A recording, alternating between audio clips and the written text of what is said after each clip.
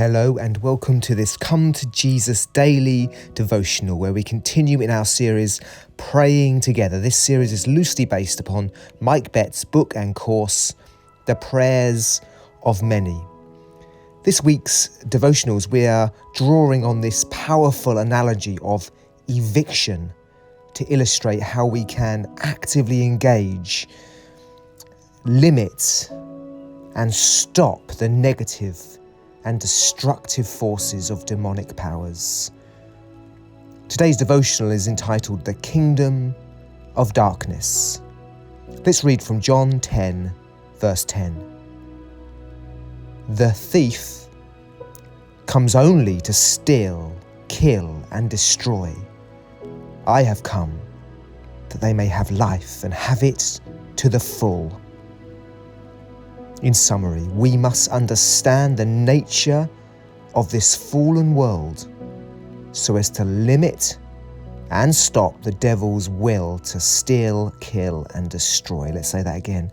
We must understand the nature of this fallen world so as to limit and stop the devil's will to steal, kill, and destroy. Mike Betts poignantly illustrates the state of this world through this analogy of a thief. He writes in his book, The Prayers of Many. Imagine a thief who has broken into your house and is now claiming squatters' rights. The intruder helps himself to the contents of your fridge and then sits on your sofa with his feet up, eating your food and drinking your best wine. He flicks through the channels on your TV and throws the rubbish on the floor. He's not just behaving as if he owns the place, but as if no one owned the place. What arrogance. We would rightly feel outraged at such behaviour if we were the injured party. We would, with some urgency, seek to have such a person served with a legal notice of eviction, to have them removed from where they do not belong, and to have them stopped from behaving in a way they have no right to behave with things they have no right to use. This is the condition of our world. Through mankind's rebellion, somehow demonic powers are now ruling and ruining this world. Here are some readings that speak of Satan's rule in this world. 2 Corinthians 4:4. The God of this age has blinded the minds of unbelievers, so they cannot see the light of the gospel that displays the glory of Christ, who is the image of God. You see those words, the God of this age. In Ephesians 2:1-2, as for you, you were dead in your transgressions and sins in which you used to live when you followed the ways of this world and of the ruler of the kingdom of the air, the spirit who is now at work in those who are disobedient. See those words there? He's the ruler of the kingdom of the air. He is a spirit who is at work in people who don't know Jesus. In Ephesians 6:12 we read, for our struggle is not against flesh and blood, but against the rulers, against the authorities, against the powers of this dark world, and against the spiritual forces of evil in the heavenly realms.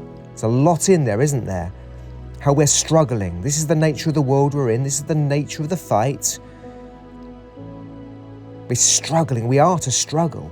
But it's not against flesh and blood, as it were, but against the things that are hidden behind the things of this world are the rulers and the authorities and powers, demonic, dark powers at work in this world.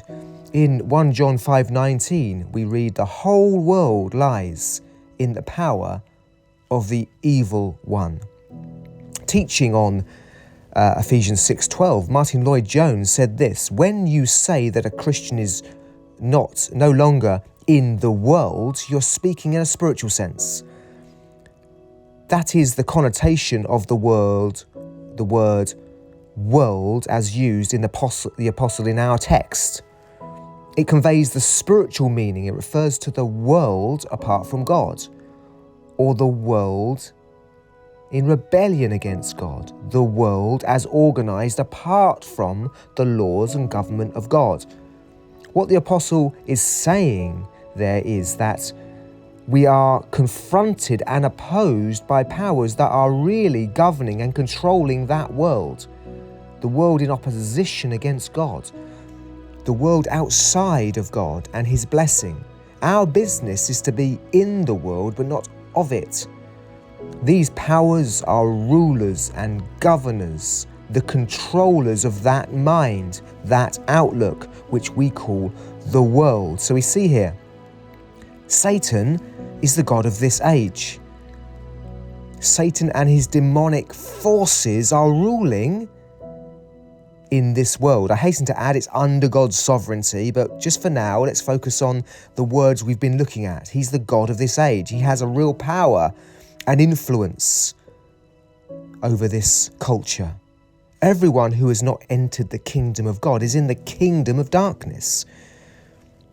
We read about this transference of kingdoms that happens when we become Christians in Colossians 1:13-14. For He has rescued us from the dominion of darkness and brought us into the kingdom of the Son He loves, in whom we have redemption, the forgiveness of sins. You see here, don't you, we were in the kingdom of darkness, we were being ruled by Satan and demonic powers, but now we have come out of that and into the kingdom of darkness. We live in this world, but we're not of this world. We now have a new mindset and a new king in our lives. We see the destructive nature of Satan in the world all around us. The aims of this rule are summarized in Jesus' words from our reading today from John 10:10. The thief comes only to steal, to kill, destroy. I have come that you may have life and have it to the full. That's Satan's will, to steal, to kill, destroy. This is the nature of his kingdom. If Satan's rule is destructive, Jesus, on the other hand, came to give life to the full. Our aim should be to join with Christ, to limit and stop Satan's will to steal, kill, destroy through many things, but principally through prayer. So in response, this week we are considering how we can evict Satan. It's crucial that we understand the nature of our world, how we can play our part through prayer and other means to limit and stop his will to kill, steal, kill, destroy. This sounds heavy, but we cannot say peace, peace, where there is no peace. Let's understand the nature of the world we're in and the privilege and responsibility we have to limit and evict the work of Satan around us. God bless you.